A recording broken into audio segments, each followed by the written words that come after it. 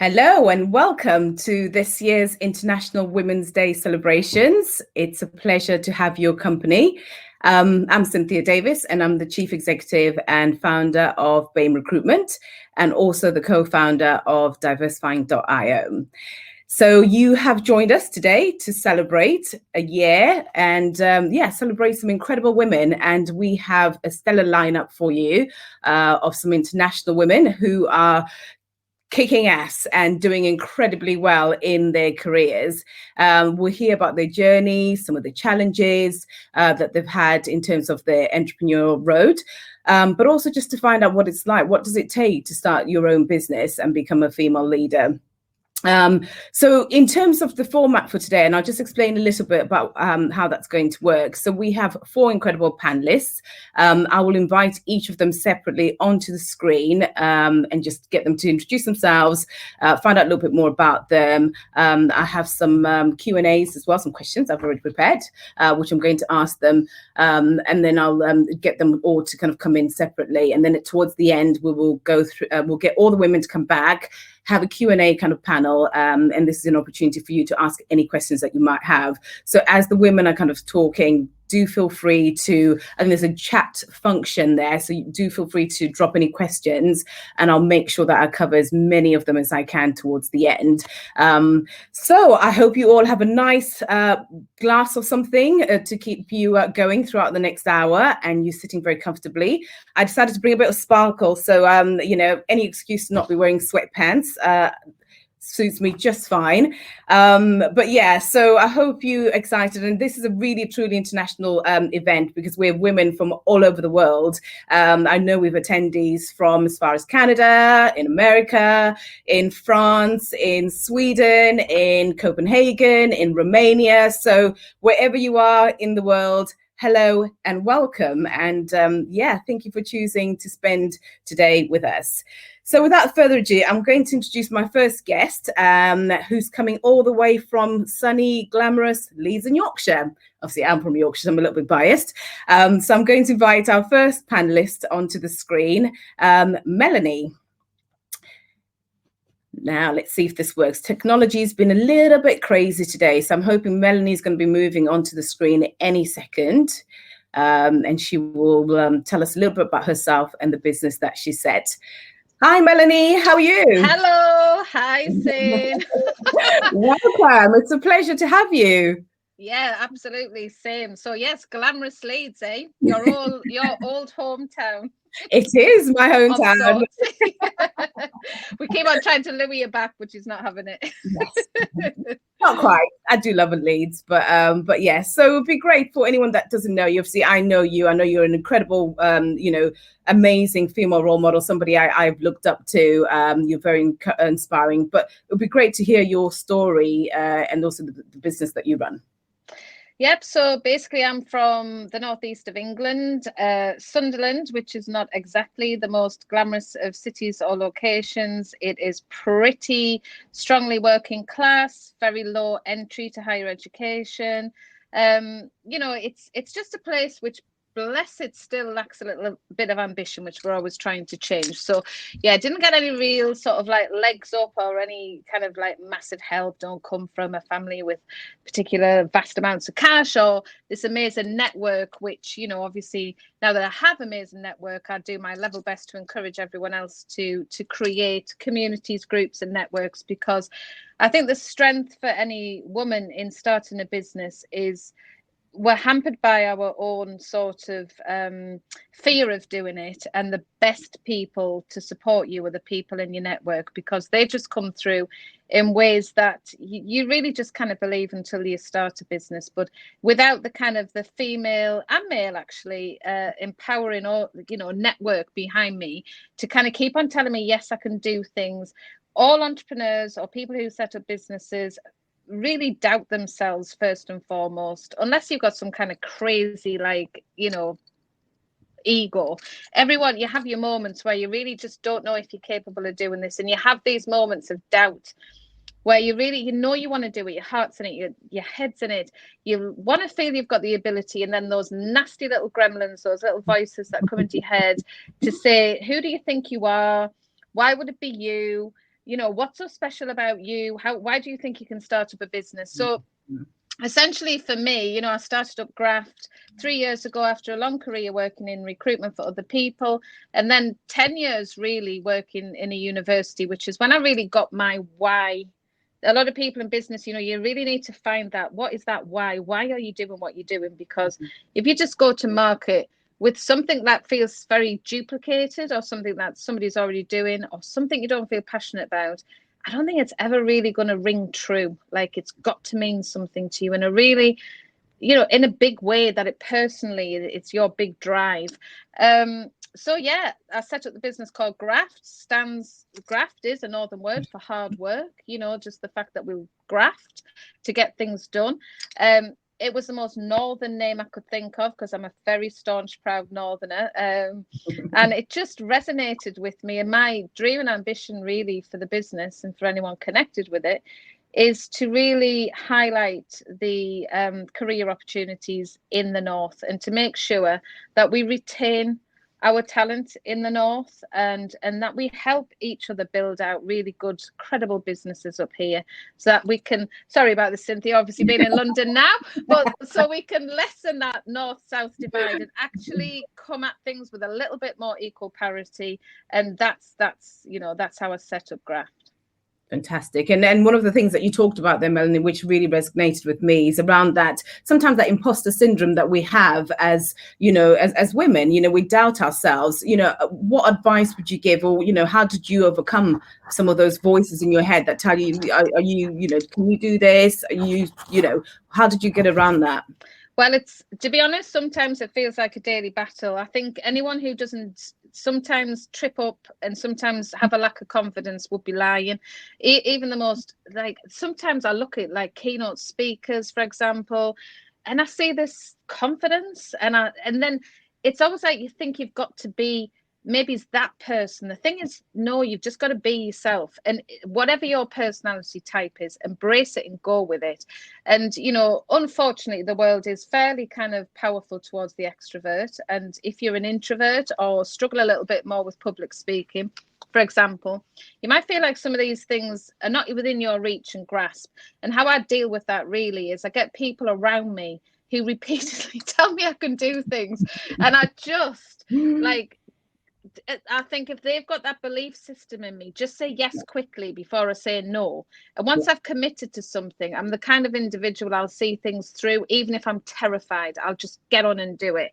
And I can, like, even remember, like, initially setting out Graft, really trying to find my voice. What was I trying to say? You know, oh God, I would turn down speaking opportunities. I'd be so fearful. Somebody gave me that advice to just say yes, and then you can't get out of it. And as soon as I started to say yes, I just found a little bit more confidence. And yeah, for sure, I was stuttering. You know, my hands would have been sweating. I would have just been thinking, oh my God, help. But as soon as you realize that people are not expecting you to be this polished version of perfection all the time, and people are people, and what really resonates with people actually is your passion. Like, if you talk about something from a place of passion, people are okay with that. That's enough. Like, you don't have to bend yourself out of shape and be something you're not. So that's how I kind of get over it. That's brilliant advice, and I think, you know, there's a lot of you know, women who relate to that, and it's great hearing you talk, especially some of the tips that you've used to be able to navigate around that and overcome it. And when you decided to start your business, were there any kind of resources that you kind of looked at, or how, you know, what was there a book that you used in terms of setting up a business? I know I had to Google how to start a business when I started my business, but not advising that everybody does that, but are there any other tools or any resources that you use that you feel are useful for anyone thinking of starting a business? Yeah, I mean, you know, we here in Yorkshire, and I assume this is duplicated throughout the rest of the country, for example, but we've got the LEP up here, and we've got the Economic City Development teams, which are part of the City Council, Leeds City Council, and we've got brilliant universities. And in fact, that is where I started my journey. And I kind of, well, went to the LEP to get like an adventure grant, which is meant for pre-start businesses. And with that, they assign you like a mentor, like a coach, and then you do your proof of concept, you write your business plan, And I found that infinitely really, really helpful, because there are so many things that you would just find out by accident. The great thing about going somewhere for some of this grant support, some of this government support, is that one thing leads to another. And actually what you realize is that there's quite a big ecosystem surrounding all of these kind of products. And then, you know, you kind of, so once you've completed one, you get put into like the next like phase of it, or group, and it's just all this knowledge. So I just, yeah, that for me was an absolute lifeline, you know, like dip into universities that often doing things with in hand with the government around startup businesses, pre-start, scaling businesses, and just get asking, networking as much as you can, and build up that knowledge. No, it's really good advice, because I think for a lot of people, we're just not aware of the resources that are available to us. And as much as we kind of want to start a business, it's just not knowing where to go and where to seek these kind of resources. So find out information about where you can access some of these things that you talked about, the grants and, you know, access to mentors, because that's really, really important when you are starting a business. So thank you for sharing that with you. And Melanie, I could talk to you all day, but I know I have amazing women that are chopping at the bits as well to join us. So thank you so much. And just to mention, if you've got any questions from anything that Melanie has said, do feel free to drop it into the chat, and I'll make sure that we will cover off some of those questions as well. But Melanie, thank you for now, and I will bring you back towards the end for a bit of Q&A, and I'm sure there'll be loads of questions for you. But I'm going to continue on my jet setting around the globe, and I'm going to go to sunny Paris, and I would like to welcome Flavilla onto the screen, who is all the way in Paris. So Flavilla, I think will be moving onto the screen any second now. She's obviously on a jet somewhere that's winging its way to the screen, I assume. But whilst she's oh, there we go. Hello, how are you? Hi, I'm great, thank you. How is glamorous Paris today, or Paris? Magnifique. I'm not complaining. It's cold, but it's still very sunny, so I'm not complaining. Oh, wonderful, wonderful. It's a pleasure to have you here, and thank you so much for joining us. My pleasure. I mean, I could not say no to your invitation. Well, thank you so much. And so obviously I know you, and I know how amazing and fabulous you are, but for anybody that's maybe not come across you, would you like to introduce yourself and just tell us a little bit about you and what you do? Sure. My name is Flavilla Fongang, and I'm the founder of a couple of businesses. So one of them is called Free Colors Wool, which is a branding and marketing agency, and we work predominantly with technology companies. And I'm also the founder of TLA, Tech London Advocates, Black Women in Technology. So I'm very pro-diversity, and everybody knew that. Everybody knows me, know that. And people also know me as the voice behind Tech Brand Talk, which is a podcast that I run, and it's available the first month of every week. You have a new episode that is released. And I can do so many other things. So the author of a book that I released through the crazy pandemic last year called 99 Strategy to Get Customers. And also people know me. I'm trying to think of something else. Yes, I'm also a keynote speaker. So I do speak a lot about different things. But yes, so my journey started as Free Colors Wool first. And, I've always understood the power of brand and how you can build a brand for yourself or for a business. And then naturally, as I focused towards technology, I realized the lack of representation, the lack of Black women showcased in the best possible way. So I decided to create TLA, Black Women in Tech, in the back of that. That was a natural progression for me to really just play a part in explaining the importance. Obviously, you know that, Cynthia, the importance of diversity to create amazing businesses out there. So yes, so that's really how things are run. So everything that I do is around really educating people and discovering fantastic business out there and try to change the world. So yeah, so that's me in a nutshell. Fantastic. I mean, I don't know where you find the time to do all that. I mean, it's a lot of things, right? But, I know you, and I see the energy that you have, which is amazing. So one of the things that you touched upon there was the importance of diversity. And, I kind of wanted to kind of bring you back a little bit on that. So can you tell me, as a woman and as a woman of color, what kind of obstacles you faced when you've been pursuing an entrepreneurship? I think, I'm probably going to start with, before becoming an entrepreneur, I think that you have this very invisible barriers that you may not realize that you have. So for example, if you think about it, you may have been, people are in a position right now or in a job right now, you see people getting promoted around you, but they don't come to you, and you wonder why have they not think about you when it comes to getting your next opportunity. That's one thing that is really hard when you're a Black woman, because you can't actually improve it. But there's something wrong, and I think people put you in a box in terms of what they think that you're capable. And obviously, as a Black woman, we quite often look younger than our age, and we really underestimate, the experience that we have and what we've achieved. And so they underestimate our work and our experience and what we've done in the past. So that's something that I have to deal with. And quite often I'm used to you underestimating me and let them. And then as soon as they hear me talk, they realize, oh, this girl is actually something. And this woman is actually something. And that's something that, always play with that part, understanding people will underestimate me. And then, I somehow quite often have to, somehow change that, not convince them, but change that mindset that they have about who I am and what they think I'm capable. But when they see that, I think it's important that they recognize it, but also, we, as me or you, we have a power to really showcase that I'm not the only exception. There's so many other fantastic Black women out there doing some amazing things, and I've proved that. Like the Chile Black Women in Tech is now 1,300 members. So it's not a small group, it's a big group. And that's just, mainly the UK. So really, that's something that I want to really showcase. And I've demonstrated more than once that there are very many talented Black women out there. Yeah, no, fantastic. And, clearly me and you have had loads of conversations around the importance of having that representation. And I think it's for the next generation to see role models and to see what's actually possible. And I know one of the key things that's really played a big part in your career has been networks, and hence why I presume you created TLA Black Women in Tech. So could you just tell me around how can people access networks, and why should they use networks? What's the reason for getting involved in networks? Yeah. Do you know the best way to explain is to tell you a story? I have so many stories, but I will tell you a story. So, when I created TLA Black Women in Tech, I went to the biggest, most important white man in the tech industry, and his name was Russ Shaw. I say, Russ, I want you to help me. So you need to find your allies, first of all. If you want something to happen, don't wait for people to come to you. So you have to create those opportunities for yourself. So wake up and say, hey, I want something, voice it out, and put it into the ears of people who want to support you.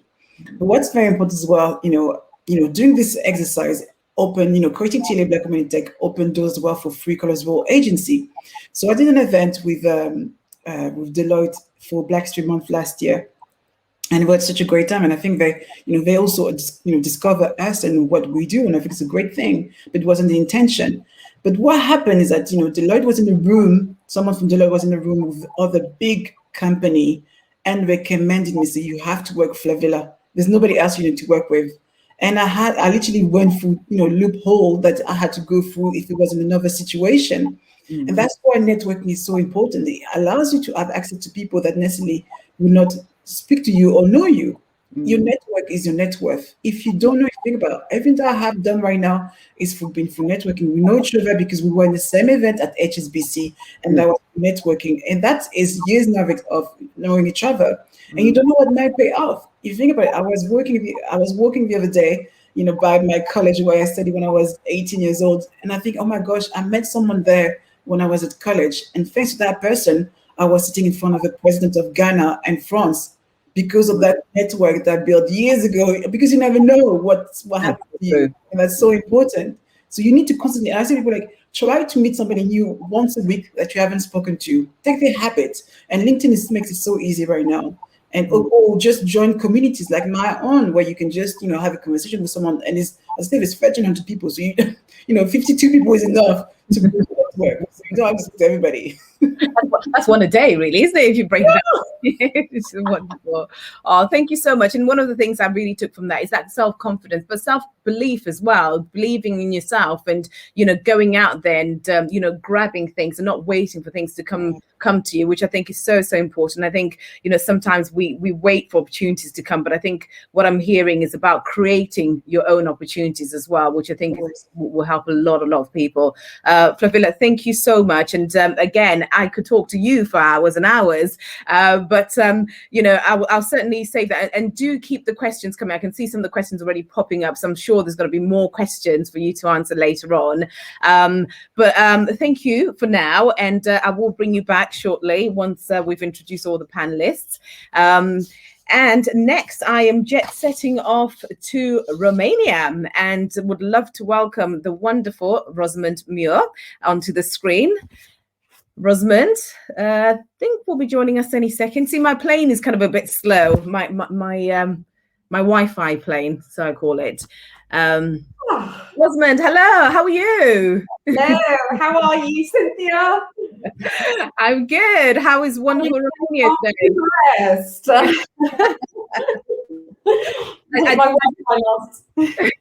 I did say we're globetrotting today, so we've already been to Paris. We're now in Bucharest. So yes, welcome, and pleasure having you here tonight. Thank you, Cynthia. It's lovely to be here. Thank you. Oh, fantastic. So, Rosamund, for anyone that doesn't know you and what you do, please could you give us a little bit of introduction into Rosamund Muir? I am the owner and designer of Rosamund Muir London, which is a women's footwear company. And I set up about a year ago, nearly a year ago, and we make luxury made-to-order, made-for-you footwear. So you need to check it out. I've already bought a pair of your amazing shoes and been wearing them in the house. I can't wait to show them off outside. And I have to say, they're one of the most beautiful pairs of shoes I've ever owned. So yes, I'm a big fan.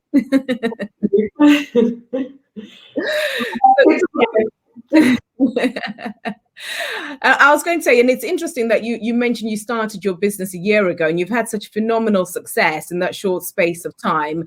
Can you tell us how you've navigated the world of being an entrepreneur, especially within luxury footwear, which can be sometimes a very difficult industry to get into?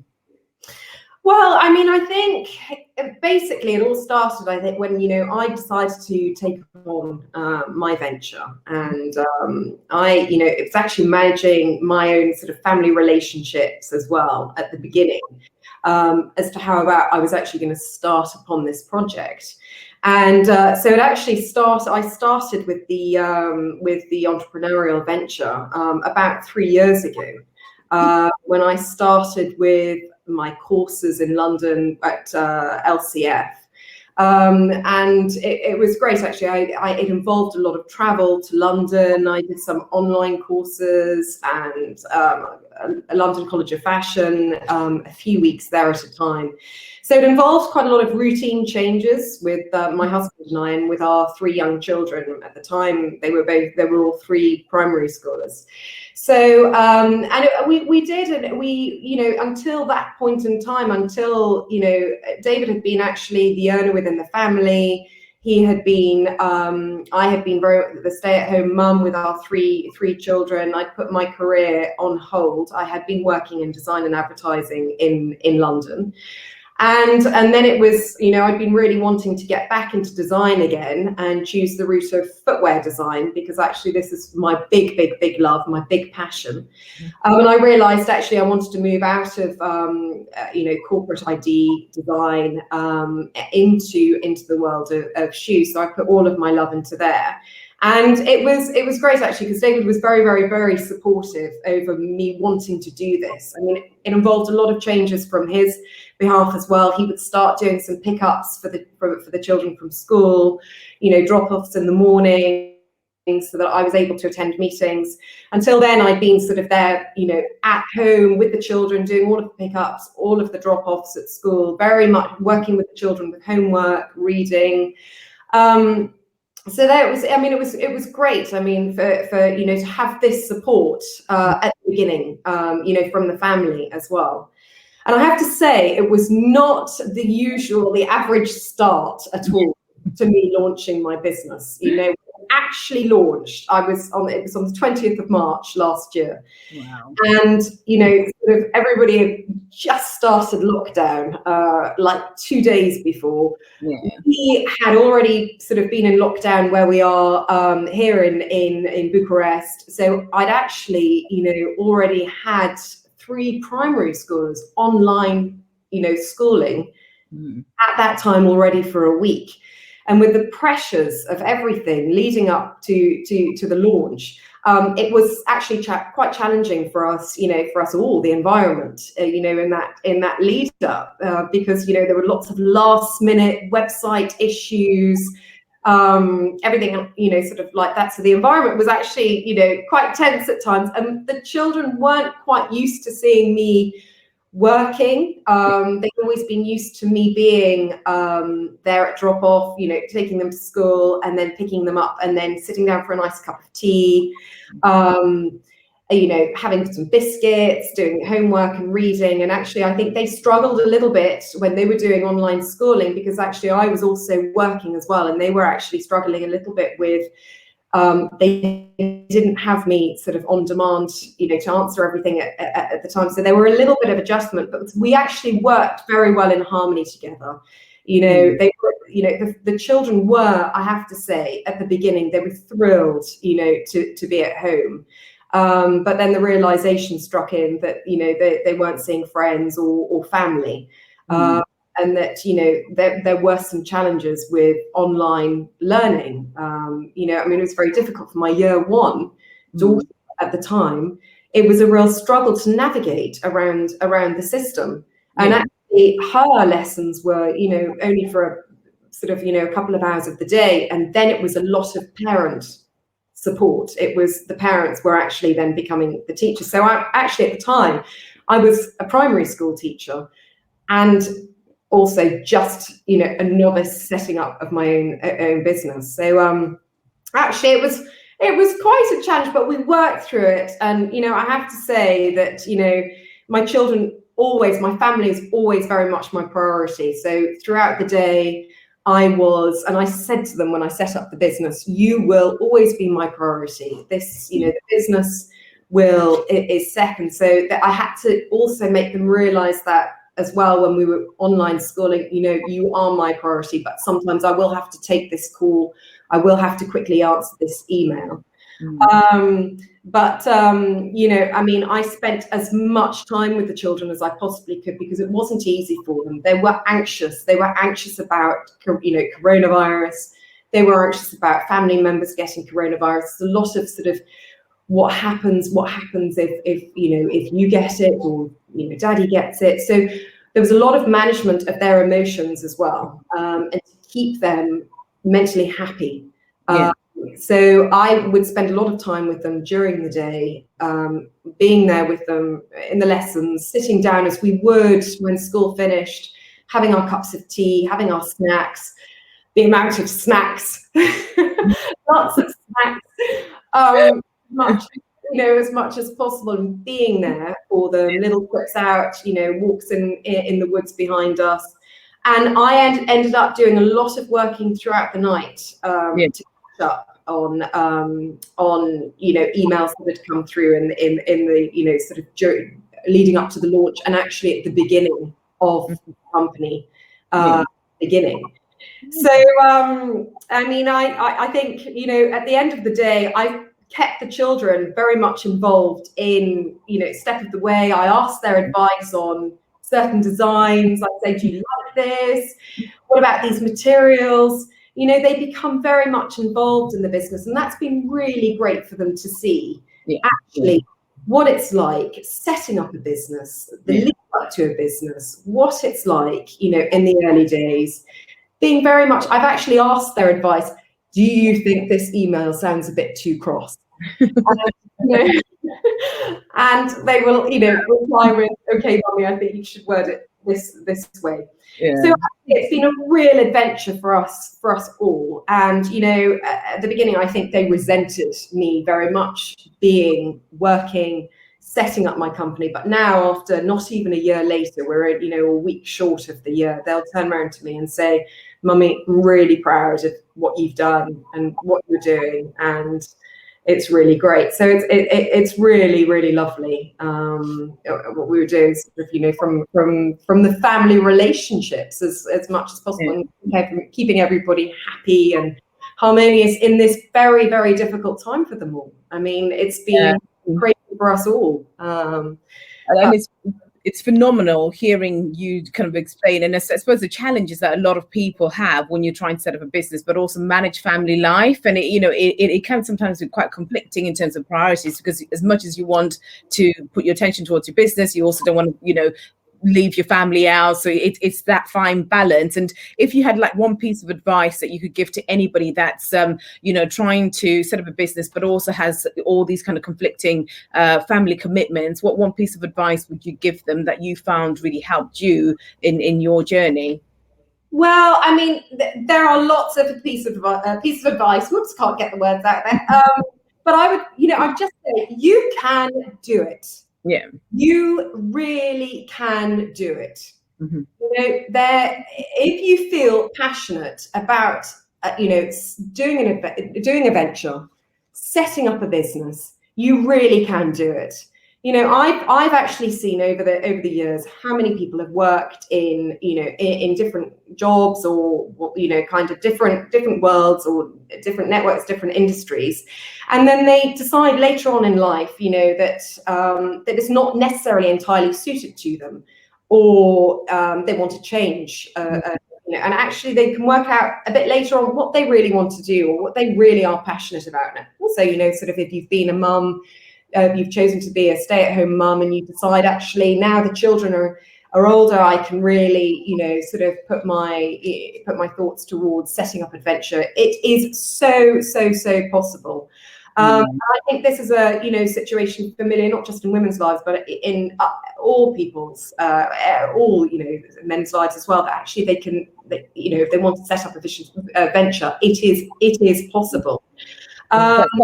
Isn't it, that I think Flavilla was alluding to earlier, it's just really believing in yourself. And I think Melanie touched a little bit on that, around sometimes when you have those, that imposter syndrome coming through, it's just really trying to fight through that and just believe in yourself and have that confidence and know that it is possible. And I think it's a great saying by Mandela, which says something around, it always seems impossible until it's done. And I think, that's testament in terms of, just you talking about your experience. Then I think a lot of women that are listening, or even a lot of men that are listening, will certainly take encouragement from that and be really inspired by your story of how you managed to juggle the two worlds together. But absolutely brilliant and fascinating, and I'd love to kind of explore that a little bit further. So I'll invite our last panelist on, and then I'll bring you back on for the Q&A session. And if you do have any questions for any of our panelists as they're talking, please feel free to pop them into the chat, and we'll make sure we cover those as we go to the Q&A section.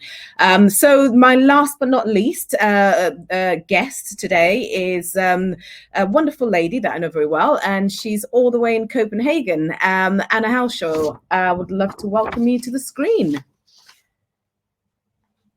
Let's see if my wonderful Wi-Fi jet will go all the way to Copenhagen. So I know Anna was having a little bit of difficulties earlier on with logging on, so hopefully, touch wood, she's managed to get on okay. But whilst we're waiting for Anna to come to the screen, it's been really interesting. I think one of the things that I've kind of picked up from the conversation so far has been that kind of self-belief. And, as a female entrepreneur myself, it's one of the things that I struggled with a lot when I started my business, was just not sure whether I'd be able to do it, whether I'd be able to run a successful business. And that self-doubt can really, really creep in, and make you sometimes even stop, because the amount of times I almost gave up my journey, when at the start, because I just thought, I don't know if I can do this. It's too hard. I don't know anything.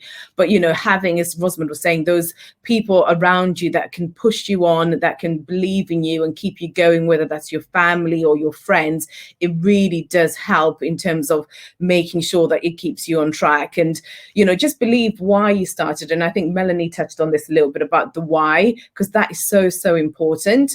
And I remember when I started my business, I wanted to create a business that allowed everyone to have equal access to opportunities. And as Flavilla said, I didn't see a lot of women that looked like me from my kind of background, and I wanted to create that kind of role model and have other girls looking up and saying, yeah, this can be, I can do this too, because growing up I didn't always have that. So I think there's also sometimes that legacy piece that we kind of think you cannot be what you cannot see. So we have to make sure we keep creating these businesses. We have to show that it is possible. There we go. Hi Anna, how are you? Hey, sorry for all the problems. My iPhone hates this software for some reason. Well, it's a pleasure to have your company. Thank you for joining us. Thank you. Can I just ask, how is my sound? Because I can hear you perfectly, and I'm hoping that people can hear you perfectly as well. But if anybody can't hear Anna, please type in the message box and let us know. But I can hear you perfectly. How is wonderful Copenhagen today? It's lovely and sunny and very, very cold. So I like it. Is that a cup of tea I see in your hands, Anna? It is, because it's quite cold. It's not your beachy Leeds or London or whatever, Paris. The temperatures here. Oh, fantastic. Well, Anna, welcome. And just by way of introduction, could you tell everybody a little about yourself and your wonderful business that you launched at the start of the pandemic? I don't know how you did that. Well, I always think find the worst timing ever and go for it. Right, so I'm Anna, and I'm the founder, the lady behind the Witchery CPH, which stands for Copenhagen, because we are in Copenhagen. And what we do here, we take byproducts of the EU farming and food production, which is seeds and kernels, and we press them to produce gorgeous skin oils, which are amazing for the skin and great for the planet because they're super green. They come from Ranakuna. And there were a few reasons why I decided to go for it. One of them was my personal skin issues from psoriasis, eczema, and you name it. And then the more I read about it, the more I looked for right cosmetics, the more I realized how bad they actually are for the planet. So I thought, since we are in Europe, and Europe is a massive farmland when you think about it, it's ski slopes and farms. That's Europe in general to me. And so we got in touch with farmers. We looked at what we can press and how we can press without damaging the environment, and produce gorgeous things. And so we produced the first batch, which was super difficult because of Corona. For many reasons. And now we're working on another batch. So at the Witchery, you're going to find boring things like cabbages and onions and beetroot and leeks and spinach made into the skincare. So guys, if you ever thought I don't like my greens on a plate, you're going to enjoy them in your little bottle of face oil. Wow, seriously, that sounds amazing. And just like what made you come up with that idea? I'll just be interested to find out what made you decide to start a skincare based on that, because that sounds so unusual. That's the whole thing. I was never going to do it, but what might help. I looked for skincare for myself, and I started to read how we produce things, how the raw materials are produced, how unsustainable they are. So they sprayed with crazy amount of pesticides, and those pesticides will end up in your product whether you want or not. And then I learned about policy and law, that the EU does have very strict rules when it comes to that. So when you get seeds from here, they are free of very harmful pesticides, unlike when you go to China or other countries which simply don't have those rules in place. And many countries like America, they believe, it's up to a company to decide what they use. But the result is the farmers will go for the cheapest things possible to produce as much stuff they possibly can. And you cannot blame them. But the result is your skincare will be contaminated, and there is slavery, there is packaging that's horrendous for the planet, and we still use it. There is whole messaging, the ethics behind it, trying to change us and fix us. And make us think that we don't need skin texture. We humans, we have skin texture. Shame us into having wrinkles, like it's something we did that suddenly we have wrinkles, you know. So I just thought, you know what, enough is enough, and I'm going to make stuff that's safe and good and doesn't cause deforestation and waste and doesn't pollute the rivers, and it's amazing for the skin and it's completely raw. So if you buy broccoli seed oil, it's going to smell broccoli. If you're going to go for plum, it's going to be like a plum, but it's going to be the best, most minimalist, gorgeous skincare thing you could possibly think of. And I'm very proud of it because it's been a journey to get to where we are now.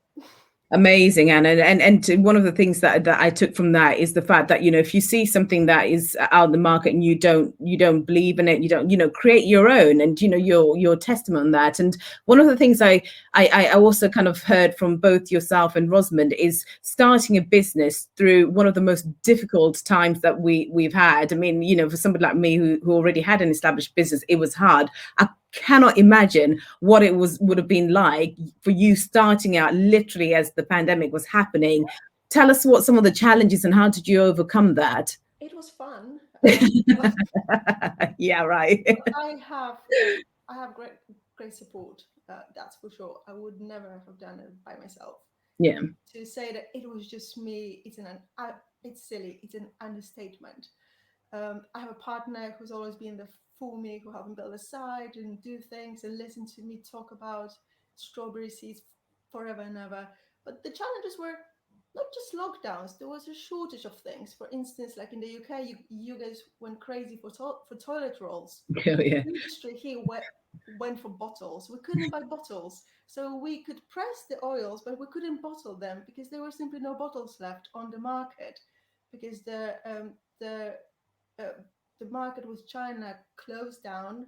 So big companies went in and bought everything there was to buy on the European market, meaning tiny companies like myself were left without bottles. So we had to wait 4 months for things to move in and start moving and actually work.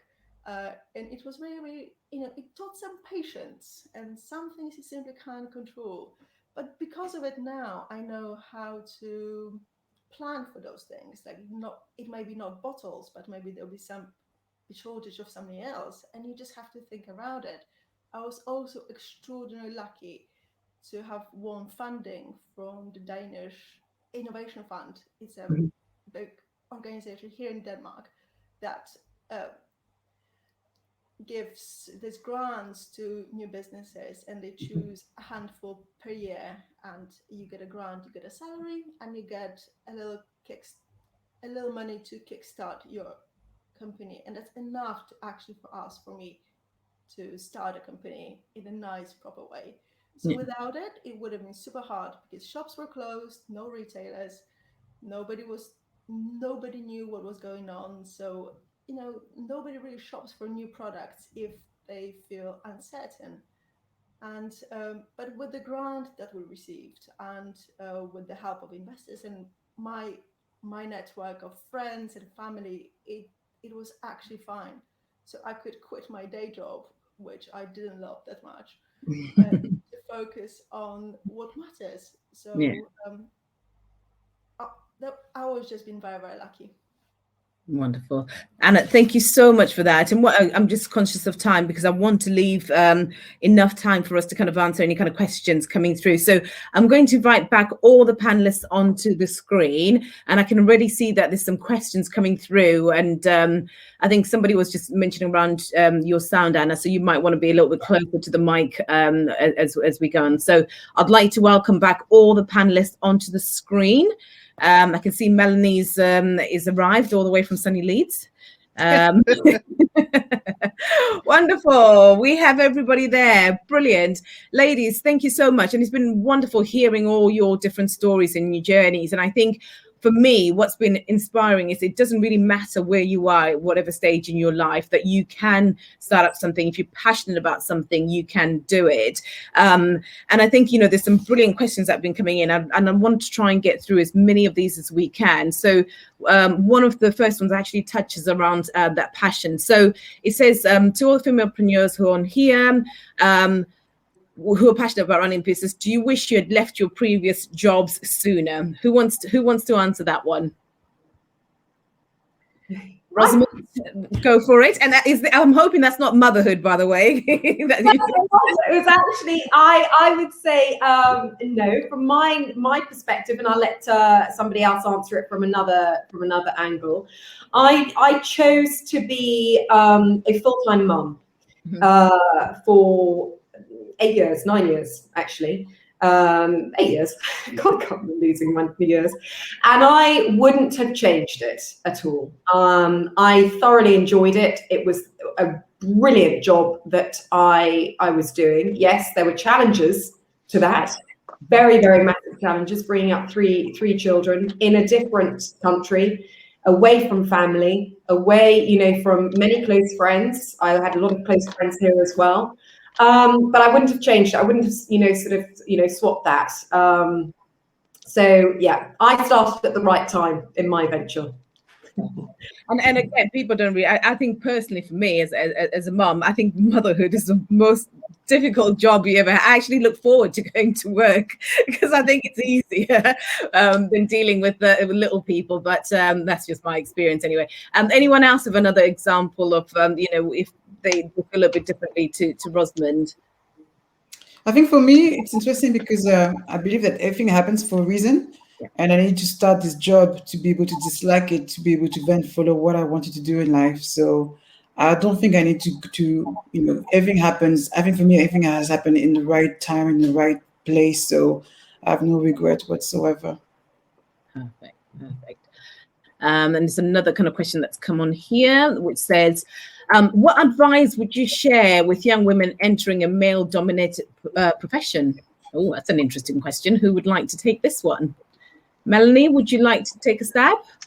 Yeah, I mean, well, typically, so they say, recruitment's a male-dominated world. I'm not so convinced. And there's a more than ample amount of females working in recruitment. But I know we don't need to make enemies out of people. My advice, if someone's presenting themselves as someone who is going to cause you problems, deal with them, deal with them. So, there's people who told me that I didn't speak properly. If only I could learn to speak properly, I could get to management. Who's that to say that to anyone? So if it's a male-dominated world, in fact, I find like a lot of men, particularly in the backdrop we are now, they're equal partners in equality, and they want us to do well because the research behind multi different teams and what that brings is there. And if you unfortunately come across a man who doesn't want to support you, walk away, change the mind, but don't waste your time. Life's too short. You've got too many things to be getting on with, to be held back with people with silly beliefs. So that's my answer to that one. Wonderful. And I think one of the it seems to be kind of quite a common theme that's coming through here, because I think somebody also mentioned around experience, if you've ever experienced resistance when leading or managing a team of men, as a woman in charge. I don't know if any of you have ever experienced that, and what how you overcame that, and what advice you'd give. We can say some. You go, Hannah. Want to say something, Anna? I'm going to be very loud. Sorry for that. I worked for a bank and I ran the digital part of app building. So I worked with developers, legal, marketing, and project managers and countries. All guys, like the only woman, like a blonde from Eastern Europe. And I just don't care, like you do what I tell you, or we're not going to have it done. And like you said before, it's sure we can be scared and intimidated, but at the end of the day, it's their problem, not yours. You just plow ahead and do your job. And if it doesn't work, you take it further, and you're not going to take any prisoners. I got in trouble once, and I was blacklisted on the social kind of list because I have complained about one guy who said very sexist and racist things to me at a lunch thing. He thought was not funny, but just like, haha, that's just what it is. And I didn't stand for that. I went back to his boss, said, this is not on. I do not stand for that. I'm not going to listen to it. You talk to him. And I was blacklisted and not invited to lunch for 2 months because I ratted on a guy. And it was hard. But then, like, what do I care? Why do I want to be friends with these idiots then? Like, you know, I'm going to make my own friends. And I refuse to put up with it. Good on you. And it's calling out sometimes that bad behavior, and it's being about a little bit brave as well, because I think that can be sometimes quite difficult if you are in an environment where you are in the minority. You know, you sometimes feel you don't have a voice and you can't necessarily stand up for yourself. So I think sometimes the environment might dictate how you respond to that, because I think also, if you're somewhere, as you say, Anna, where sometimes, you know, you feel comfortable enough to go and stand up for yourself, you know, you can go and have those really brave, courageous conversations. But there might be times where you might not be able to do that because you're fearful of, you know, by calling some of these behaviors out, that, as you say, people blacklist you, and, you know, and some people can't deal with that. You know, and it's quite interesting because it's such a fine balance, isn't it? And it's knowing what's the right thing to. Yeah, go on. I think my approach, I mean, we'll talk about men, but we can talk about people who are older than us. And I've always gone to a point where I try to find them, to have them as allies as much as I can. So instead of, I think that, you know, always the idea of management is always, I tell you what to do and you do as I told, which is really bad. And I think that's not what it is. And I think if you have a much, you know, that's why my management is pretty, you know, pretty flat, where I work with my team is more collaborative. So we talk about the bigger picture in terms of what we're trying to achieve as together and how each role is important. And I think, you know, men are men. We can't let go of their ego. And I think we can't, you know, push that down. I think we quite utilize that. For example, my commercial director was a guy, and, you know, I'm a Black woman. So he said, you know what, I'm a guy, I'm going to use the fact that I'm a man to get into the cigar rooms to bring some business. You know, so we're both in situation. So I don't want him, and also I hate micromanagement. I want people to kind of take ownership of their things. So my thing is that I will really empower people very quickly, so they feel like, oh, right, okay, she's not, you know, the one who has to be behind me and you know, manage me, you know, to micromanage me. I haven't said, like, this is what we're going to do. Can you take control of that? And people feel, I think, whatever you're, man or woman, you feel very empowered that somebody gives you that trust factor, but also recognize that I come in, I'm not here as your, you know, as your adversary, but more in terms of how can we work together to make this work. And I think that's something that a lot of people can, you know, that haven't been told about management, and I had to learn for myself. And when you make people your allies, not just allies, but actually your employees as well, like, how can we make this together and understand the bigger picture? Then it will go alongside you and disregard if you're younger, older, whatever it is, a Black woman and so forth. And that does work really well for me. Yeah, fantastic. I just like to add one thing, and I think what you pointed out is so important. It's louder. Can't hear you, Anna. In Scandinavia, there is no hierarchy. It's very flat, and I can say to my boss whatever I want to say, and it's fine. You know, men take paternity leave. It's normal. If your colleague will go for 5 months on a paternity leave, it's expected. So it's very different. I could have said that because the environment was there for me to say it. And that's why I expect more people to stand up, take advantage of the environment. And if you're lucky, like I am, to work and live in a place where there is no hierarchy, it's fantastic. And there's no excuse. And I would always be blacklisted from all the social lists. I don't care if that means I'm going to stand my ground. You're in a very good country for that. I have to say, I'm having a little chuckle to myself here because I have to. I do a few trips, or I did before coronavirus, to a lot of sort of egocentric tanneries where there are a lot of male working in there, and I am going as the buyer, and I am feeling that I am the little person in there as a woman, and I have to really stand my ground, as if they talk to me at times as, "What do you know? What do you know?" it's a very, very, I have to say, slightly archaic, male chauvinistic dominated. And it really, really, I have to really be very cool, calm and collected in there when dealing with these kind of personalities, because actually it's an area, that actually things haven't changed like they are in Copenhagen for you, Anna. So I need to find a tannery in Copenhagen. And I think that's the difference in terms of different countries, different cultures, and different environments. And I think it's really understanding that not every situation is going to be the same, and how you deal with it is not always going to be the same as well. And I'm just conscious of time, and I want to kind of make sure that we kind of answer as many of these questions as possible. One of the key questions that keeps coming up, which is a top question on here, is what are some of the barriers that you've each faced on your entrepreneurial journey, and how did you overcome that? And what I'll probably do is go around in a quick circle, if that's okay, and just get like quick barrier, how you overcame that. Who would like to go first?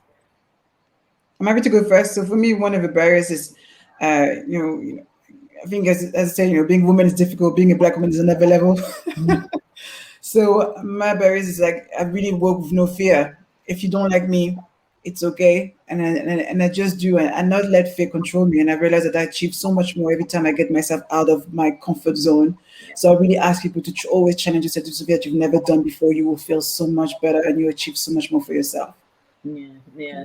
And you're right about that comfort zone, because I think sometimes we cling to what we feel is more comfortable, and therefore we don't always push ourselves. But you absolutely touched on something that I personally had to try and overcome myself, to keep push constantly. And it's not just once, it's a constant thing. You have to keep pushing yourself out.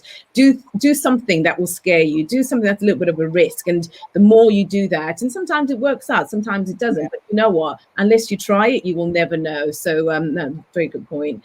Any other kind of barriers? Anybody? Melanie, I can see your hand. Yeah, I think that, it's interesting talking about countries, because Britain is obsessed with class and a predetermined idea about what it takes in this country to be successful, i.e. the really unhelpful kind of narratives, like you've got to go to a certain school, you've got to be a certain level of education.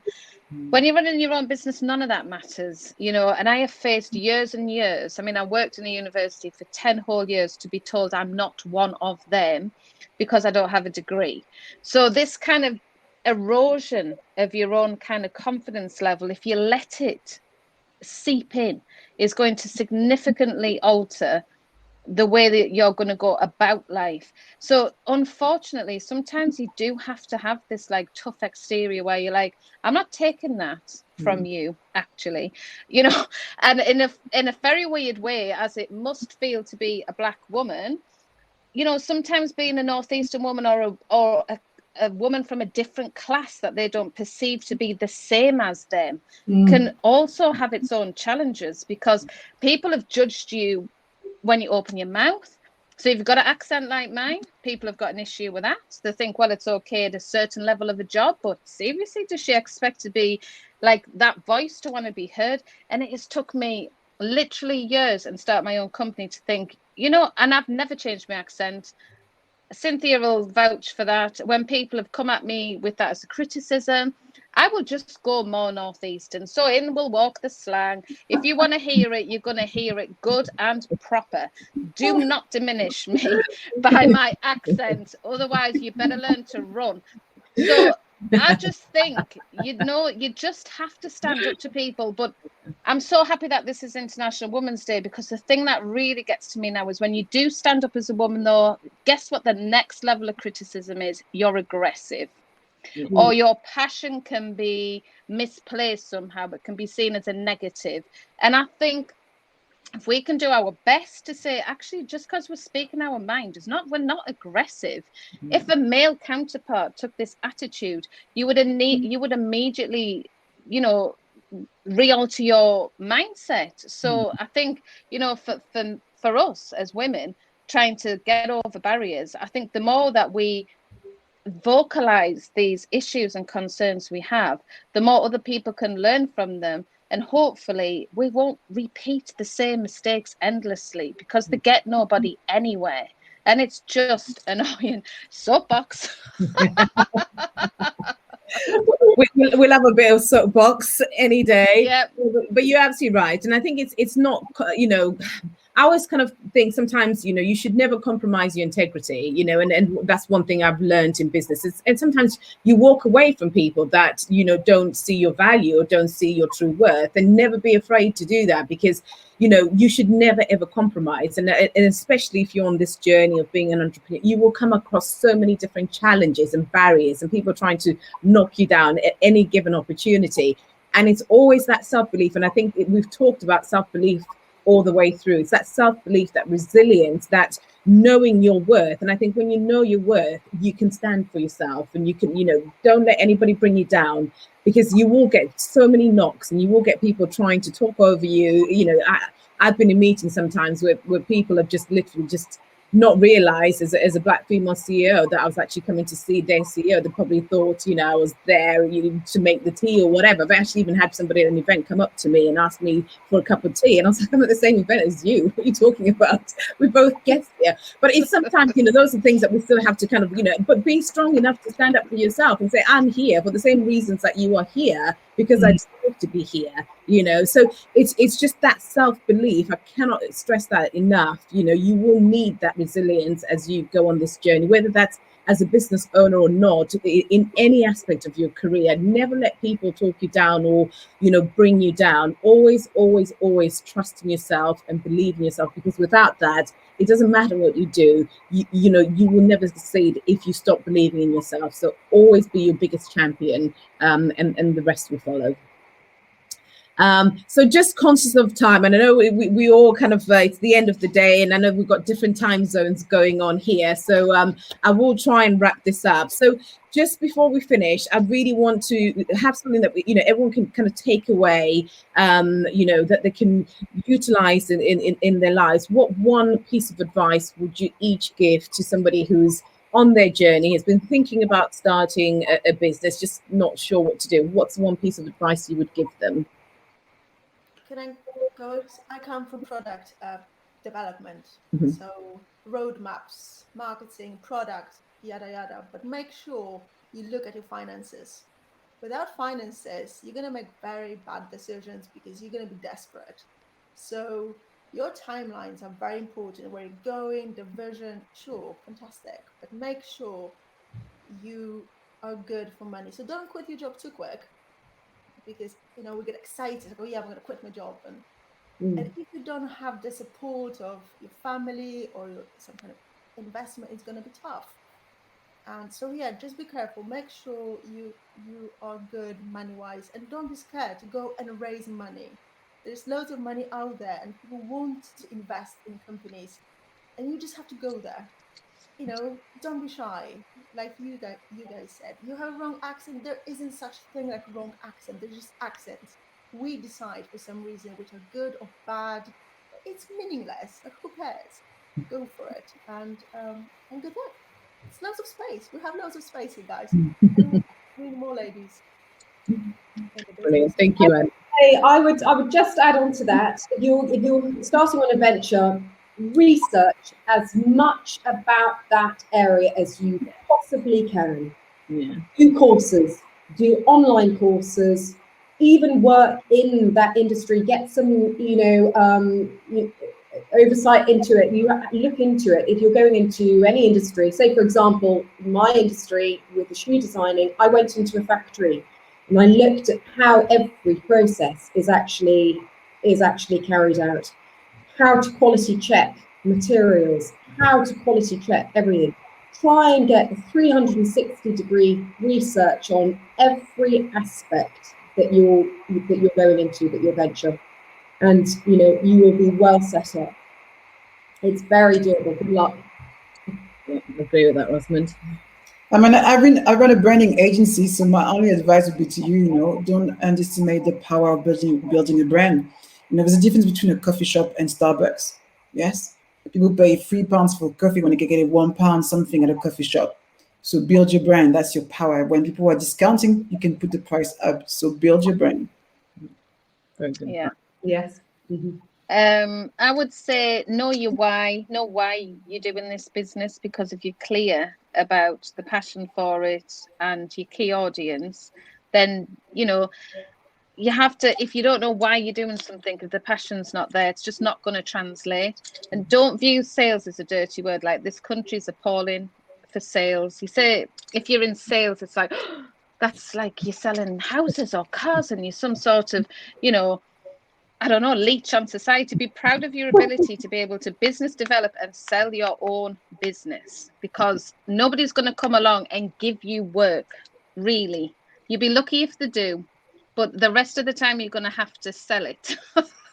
So don't be afraid to sell your business and, you know, sell the brand. Like Flavilla said, you know, it's all about building a brand, and people will lean into you as an individual if you've got something worthwhile to say. So yeah, hide your nerves if they're there. Mine are constantly there. Just back them down, but hide them and just know your why, because you'll just be naturally passionate, and hopefully the rest will just fall into place. Yeah. No, and seriously, I couldn't have put that any better, ladies. So thank you so much for inspiring. And I know that the audience, you know, watching this would have taken something away that they can utilize in their everyday lives. And this year's theme for International Women's Month is Choose to Challenge. So I hope we all go away and we continue to challenge, because we can do this. And again, let's not leave the men out, because they're there and they're supporters and they're brilliant. For the men that continue to champion and support women, thank you very much. But you know, it's International Women's Day. I'd love to raise a glass to say Happy International Women's Day to everybody, and I hope you've all enjoyed the evening. And thank you so much for joining us, wherever you are in the world. Peace and love, and thank you very much. Have a wonderful evening, everybody. Take care. Bye. Bye. Bye.